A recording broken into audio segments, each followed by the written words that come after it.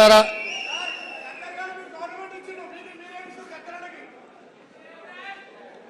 ఈరోజు రవీంద్ర భారతిలో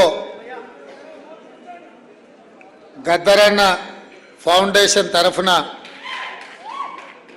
గద్దరన్న జయంతిని నిర్వహిస్తే ఈ కార్యక్రమంలో ఉప ముఖ్యమంత్రి మిత్రుడు బట్టి విక్రమార్క గారు, మంత్రివర్యులు జూపల్లి కృష్ణారావు గారు, మంత్రివర్యులు మిత్రుడు పొన్నం ప్రభాకర్ గారు, మధు యాస్కి గారు,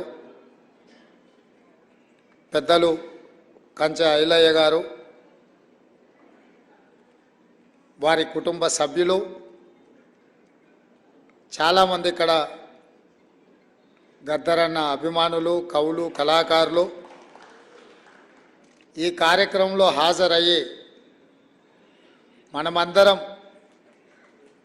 గద్దరన్న కుటుంబ సభ్యులం, ఆ కుటుంబానికి అండగా నిలబడతామని ఇక్కడికి విచ్చేసినందుకు మీకు అందరికీ మనస్ఫూర్తిగా ధన్యవాదాలు. మిత్రులారా, మిత్రుడు పృథ్వీరాజ్ చదువుకునేటప్పటి నుంచి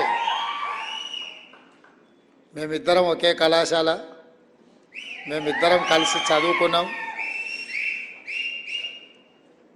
నాకు చాలా మంచి మిత్రుడు, కానీ ఆయనలో కళాకారుడు, కవి ఉన్నాడని, పాడతాడని నాకు ఇప్పుడే మొదటిసారి సంగంరెడ్డి సత్యనారాయణ గారు తెలంగాణ ఉద్యమంలో ఎంత క్రియాశీలక పాత్ర పోషించిండో మాకందరికి తెలుసు. వారందరూ ఈరోజు ఈ కార్యక్రమాన్ని ఏర్పాటు చేసి తెలంగాణ సమాజంలో చైతన్యం ఉన్నది, సమాజ చైతన్యం కోసం జీవితాలనే త్యాగం చేసి గజ్జగట్టి గలం విప్పి భుజం మీద గొంగడేసుకొని సమాజాన్ని దొరలకు వ్యతిరేకంగా చైతన్యం చేస్తూ ప్రజాస్వామిక విలువలను కాపాడాలి, పేద ప్రజలకు, ముఖ్యంగా దళితులకు, గిరిజనులకు, బడుగు బలహీన వర్గాలకు, మైనారిటీలకు, మహిళలకు న్యాయం జరగాలి, వాళ్ళు అభివృద్ధి చెందినప్పుడే ఈ సమాజం నిజమైన అభివృద్ధి సాధించినట్టు అని చెప్పి గద్దరన్న నిరంతరం పరితపించాడు. నాకు బాగా గుర్తు, సంవత్సరం గుర్తులేదు, కానీ మేము కాలేజీకి వెళ్ళే రోజుల్లో అచ్చంపేటలో గద్దరన్న కార్యక్రమం ఉండే. ఆ కార్యక్రమాన్ని ఆనాడు ప్రభుత్వాలు అడ్డుకోవాలని చూస్తే వేలాది మంది గ్రామాల నుంచి ఎడ్ల బండ్లు కట్టుకొని గద్దరన్న అచ్చంపేట కార్యక్రమానికి తరలి వెళ్ళింది నాకు బాగా గుర్తు. ఎందుకంటే మా గ్రామమే ఆ రోజు గద్దరన్న కార్యక్రమానికి వెళ్ళినప్పుడు అప్పుడు గద్దరన్న గొప్పతనం నాకు తెలీదు. మొదటిసారి గద్దరన్న పేరు అప్పుడు నేను వినడం జరిగింది. ఆ తర్వాత తెలంగాణ రాష్ట్ర సాధనలో తెలంగాణ జనసమితి కావచ్చు, బెల్లి లలిత గారు కావచ్చు, గద్దరన్న కావచ్చు, వీళ్ళందరూ కూడా ఈ రాష్ట్రాన్ని ఆకాంక్షించిన వారిలో ముందు వరుసలో ఉండి ఈ ఉద్యమాన్ని ముందుకు నడిపించు. సరే, రాజకీయంగా వాళ్ళు ఈ ఉద్యమాన్ని వాడుకోకపోయి ఉండొచ్చు, రాజకీయ స్వార్థానికి వాడుకోవాలన్న ఆలోచన కూడా వాళ్ళకి రాకపోయి ఉండొచ్చు. కొద్దిమంది వీళ్ళందరూ చీమలు పెట్టిన పుట్టలో పాములు చేరి రాజకీయ పార్టీలుగా ఎదిగి అధికారంలోకి వచ్చి ఏ త్యాగాల పునాదుల మీద రాష్ట్రం ఏర్పడి ఏ త్యాగాల పునాదుల మీద ఈ రాష్ట్రాన్ని సాధించినమో ఆ పునాదుల మీదనే అధికారంలోకి వచ్చి ఆ అధికారాన్ని అడ్డం పెట్టుకొని అణిచివేసే కార్యక్రమం జరుగుతున్నప్పుడు మళ్ళీ గద్దరన్న నా అవసరం ఈ సమాజానికి ఉన్నది, మళ్ళీ నేను నా బాధ్యతను నెరవేర్చాలి అని చెప్పి ఆయన గొంగడి భుజం మీద వేసుకొని మళ్ళీ బయలుదేరాడు. ఆ విధంగా మళ్ళీ తెలంగాణ ఉద్యమం అదే తుది తెలంగాణ ఉద్యమంగా మారాలి, ఇక ఈ తెలంగాణ సమాజం మళ్ళీ ఉద్యమాల బాట పట్టొద్దు. ఈ తెలంగాణ సమాజంలో ప్రజాస్వామిక తెలంగాణ ఉండాలి, ప్రజలెన్నుక ప్రభుత్వం రావాలి, ప్రజాపాలన జరగాలి అని గద్దరన్న కోరుకున్నాడు. గద్దరన్న ఆరోగ్యం బాగలేకపోయినా బట్టన్న చేస్తున్న పాదయాత్రలో ఆదిలాబాద్ నుంచి ఖమ్మం జిల్లా వరకు ఎప్పుడు అవకాశం వచ్చినా వారు పాల్గొన్నారు. వారిచ్చిన స్ఫూర్తి మాకందరికీ ఆనాటి పాలకుల మీద కొట్లాడడానికి ఎంతో మనోధైర్యాన్ని ఇచ్చింది. అప్పుడప్పుడు ఈ పోరాటంలో నిరాశ నిస్పృహ కలిగినప్పుడు నేను గద్దరన్నను లోతుకుంటా ఇంటికి వెళ్ళి కలిసేవాడిని. చాలామందికి తెలియదు ఆ విషయము. అప్పుడప్పుడు వెళ్ళి గద్దరన్నతో కూర్చొని మాట్లాడేటోని. గద్దరన్నతో మాట్లాడితే 1000 ఏనుగుల బలం వచ్చేదే, కొట్లాడొచ్చు, వీని పడగొట్టవచ్చు అనే ధైర్యం వచ్చేది. ఆ ధైర్యమే ఘడీల రూపంలో నిర్మించుకొని ఇనుప కంచెలేసుకొని తెలంగాణ ప్రజల యొక్క చెమట వాసన చూడని నేను తెలంగాణ ప్రజలకు ప్రవేశం లేదు ఈ గడీలో అని విర్రవీగినరో ఆ గడీల తలుపులు బద్దలు కొట్టి తెలంగాణ ప్రజలందరినీ ఇది మీది, మీ రక్తాన్ని చెమటగా మార్చి చెల్లించిన పన్నులతో నిర్మించిన భవనాలు భవంతులు ఇవి పేద ప్రజల యొక్క అభ్యున్నతి కోసం పరిపాలన నిర్ణయాలు తీసుకోవడానికి ఉపయోగించాలి. అందుకే దీనికి జ్యోతిరావు పూలే గారి పేరు ఉండాలి అని చెప్పి మా ఒత్తిడితో మా పోరాటంతో మేము ప్రకటించినాం. తెలంగాణలో కాంగ్రెస్ ప్రభుత్వం ఏర్పడిన వెంటనే డాక్టర్ బాబాసాహెబ్ అంబేద్కర్ గారి పేరు పెడతామని చెప్తే ఆ భయానికే మా ప్రభుత్వం రాకంటే ముందే సచివాలయానికి డాక్టర్ బాబాసాహెబ్ అంబేద్కర్ పేరు పెట్టాల్సిన పరిస్థితులు కేసీఆర్కు కల్పించినాం.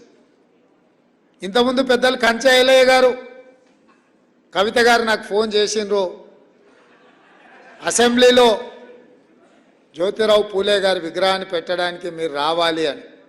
అయితే చాలామంది ఆ 10 ఏళ్ళు ఎందుకు పెట్టలేదు, 10 ఏళ్ళు ఎందుకు అడగలేదు అంటారు.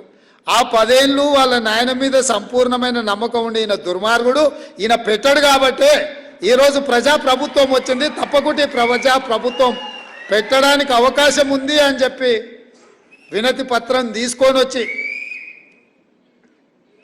ఏ దళితున్నైతే ముఖ్యమంత్రిని చేస్తా అని చెప్పి మాట ఇచ్చి మోసం చేసిండో ఆ దళితున్నే ఇందిరమ్మ రాజ్యంలో అసెంబ్లీకి స్పీకర్గా నిర్ణయిస్తే ఆ దళితుడే స్పీకర్గా ఉంటే మా గడ్డం ప్రసాద్ గారికి కల్వకుంట్ల కవిత గారు వినతి పత్రాన్ని ఇచ్చిండ్రంటే ప్రజాప్రభుత్వం వచ్చినట్టే, ప్రజాపాలన మొదలైనట్టే అని చెప్పి నేను వేదిక మీద నుంచి చెప్పదలుచుకున్నా. తండ్రి మీద విశ్వాసం లేక, నమ్మకం లేక తండ్రి ఈ ప్రజాపాలనకు వ్యతిరేకి అని తెలిసి చెప్పడానికి బేసిజం అడ్డం వచ్చిందేమో నాకు తెలియదు. కానీ అందుకే 10 సంవత్సరాల తర్వాత ఏర్పడ్డ కాంగ్రెస్ ప్రభుత్వంలో స్వేచ్ఛగా వాళ్ళు కూడా వచ్చి వినతి పత్రాలు ఇచ్చేటంత స్వేచ్ఛను కాంగ్రెస్ పార్టీ ఇచ్చింది అని అంటే ఇంతకంటే ఇంకేం కావాలి? అందుకే మిత్రులారా, ఈ ప్రభుత్వం ప్రజలు ఎన్నుకున్న ప్రభుత్వం. ఈ ప్రభుత్వం ప్రజల ఆలోచనలకు అనుకూలంగా ప్రజల యొక్క అభ్యున్నతి కోసం పరిపాలన నిర్ణయాలు చేయడానికి ఎన్నుకున్న ప్రభుత్వం. తప్పకుండా మిత్రులు చాలామంది ఇక్కడ గద్దరన్న గారి పేరు మీద జిల్లా ఉండాలి, ట్యాంక్ బండ్ మీద గద్దరన్న గారి విగ్రహం ఉండాలి అని ఏదైతే విజ్ఞప్తి చేసిండ్రో వీటన్నిటినీ తప్పకుండా మంత్రివర్గంలో సహచార మంత్రులతో మాట్లాడి ప్రభుత్వం నిర్ణయం తీసుకుంటుంది అని చెప్పి మిత్రులకి ఈ సందర్భంగా తెలియజేస్తున్నా. అదేవిధంగా గద్దరన్న నాకు చాలా విషయాలు చెప్పిండు. అందులో 2 విషయాలు ఈ సందర్భంగా గుర్తు చేయదలుచుకున్నా, మీతో పంచుకోదలుచుకున్నా. మొదటిది,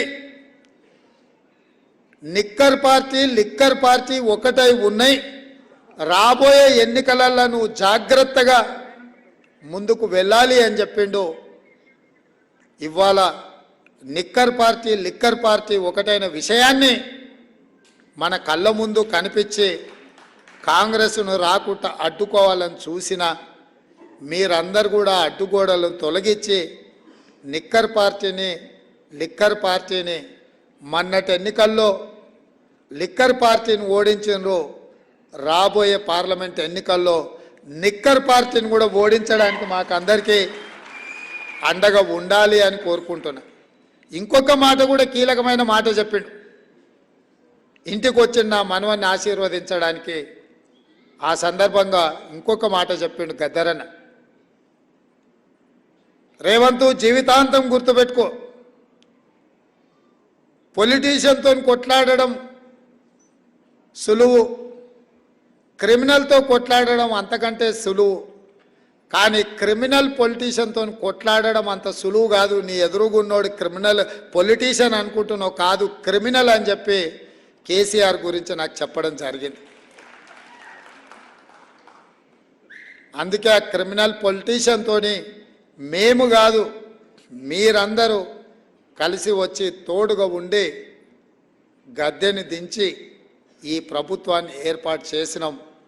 ఇవాళ ఏ పని చెయ్యాలన్నా దాన్ని అడ్డుకోవాలన్న ఆలోచన తప్ప ప్రతిపక్ష పార్టీగా ప్రజలకు మేలు జరిగే సలహాలు సూచనలు ఇవ్వడం మానేసి శాపనార్థాలు పెట్టుకుంటూ తిరుగుతున్నారు.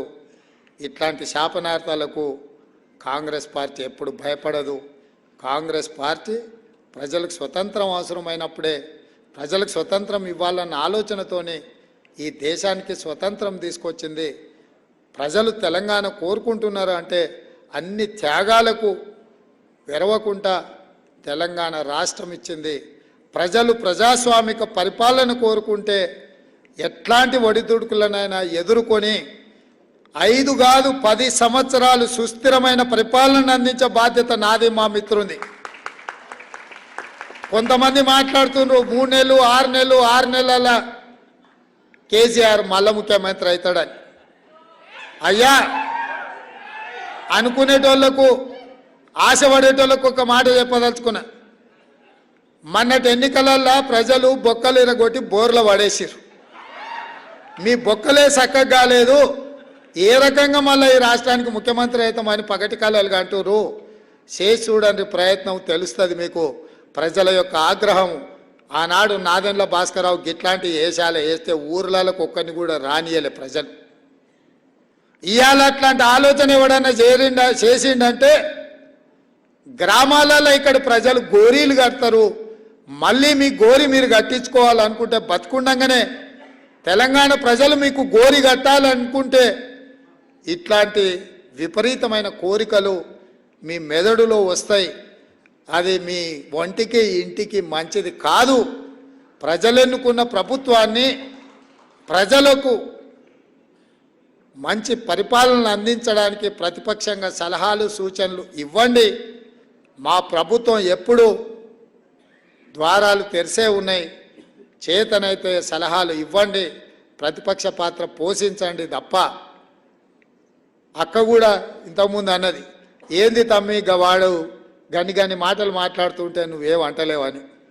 నేను అక్కతో చెప్పిన, అక్క వాడిని అక్కసే వెళ్ళగక్కుతున్నాడు, మనకెందుకు, మనం కుర్చీలో కూర్చోవడమే వానికి చేసే శిక్ష.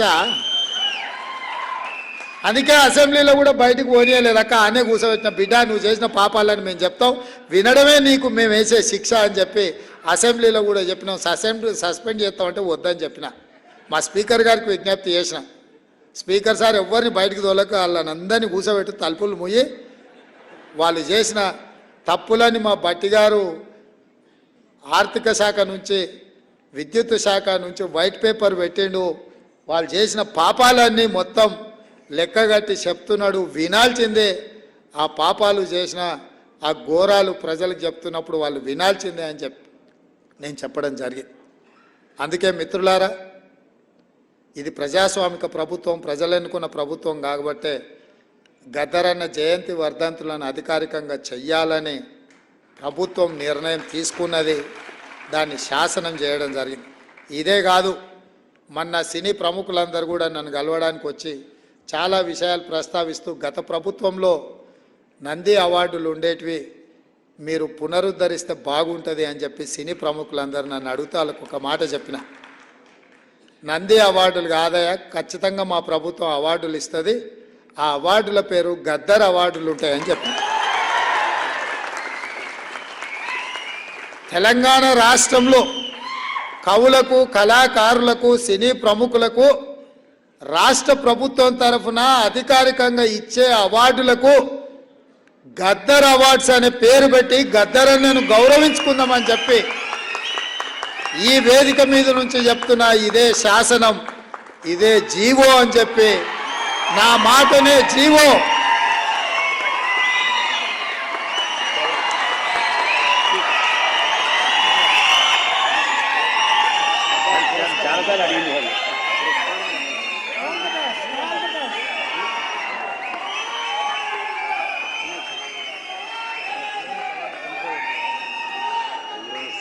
ఇదన్నిటికంటే బెస్ట్ అవార్డు.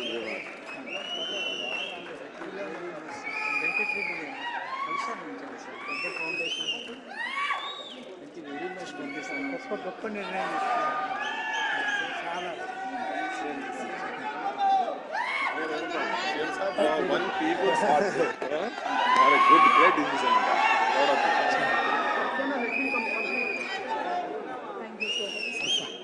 Thank you.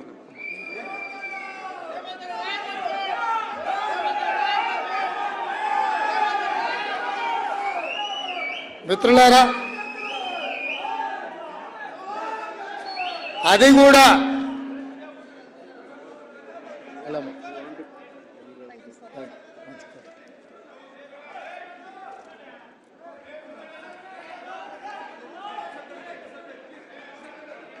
వివిధ భాషలలో గద్దరన్నకు గొప్ప గుర్తింపు ఉంది. కానీ తెలంగాణ రాష్ట్రము, ఈ తెలంగాణ ప్రజలు ఎన్ని తరాలైనా గుర్తుపెట్టుకోవాలంటే గద్దరన్న పేరు మీదనే గద్దరన్న పురస్కారాలను ఈ కవులకు, కళాకారులకు, సినీ ప్రముఖులకు ఇవ్వాలి అని నిర్ణయం తీసుకున్నాం. మొన్న వాళ్లకు చెప్పిన, ఈరోజు ఈ వేదిక మీద నుంచి తెలంగాణ సమాజానికి చెప్తున్నా, నా మాటనే శాసనం, నా మాటనే జీవో గద్దరన్న పేరు మీద అని ఈ సందర్భంగా తెలియజేస్తున్నా. అది కూడా ఈ సంవత్సరం ఉగాది పండుగ చేసుకున్న వచ్చే సంవత్సరం నుంచి జనవరి 31 తారీఖు నాడు గద్దరన్న జయంతి నాడే వచ్చే సంవత్సరం నుంచి ఈ కార్యక్రమాన్ని చేయడం ద్వారా ప్రతి గద్దరన్న జయంతి నాడు ఈ పురస్కారాలను ఆ కవులకు, కళాకారులకు అందించడం ద్వారా వారిని స్మరించుకునే అవకాశం తెలుగు ప్రజలకు, తెలంగాణ ప్రజలకు, ఆయన అభిమానులకు అందరికీ కూడా ఉండాలన్న ఆలోచనతోనే ఈ నిర్ణయం ఇక్కడ ప్రకటిస్తున్నా. తప్పకుండా మా సహచార మంత్రులు నా నిర్ణయాన్ని ఆమోదిస్తారని, ఈ నిర్ణయానికి తప్పకుండా అండగా నిలబడతారని నేను భావిస్తున్నా. తొందరలోనే గవర్నమెంటు ఈ కార్యక్రమాలను ముందుకు తీసుకెళ్తుంది. సినీ ప్రముఖులకు కూడా నా విజ్ఞప్తి, మా లిజెండ్, మా బ్రాండ్ అంబాసిడర్ గద్దరన్న పేరు మీద మీకెవరికి, మా తెలంగాణ లిజెండ్, మా తెలంగాణ బ్రాండ్ అంబాసిడర్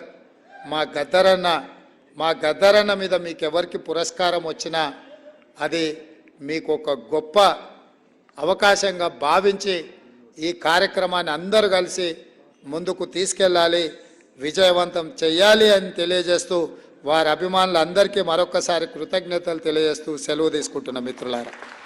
ధన్యవాదాలు.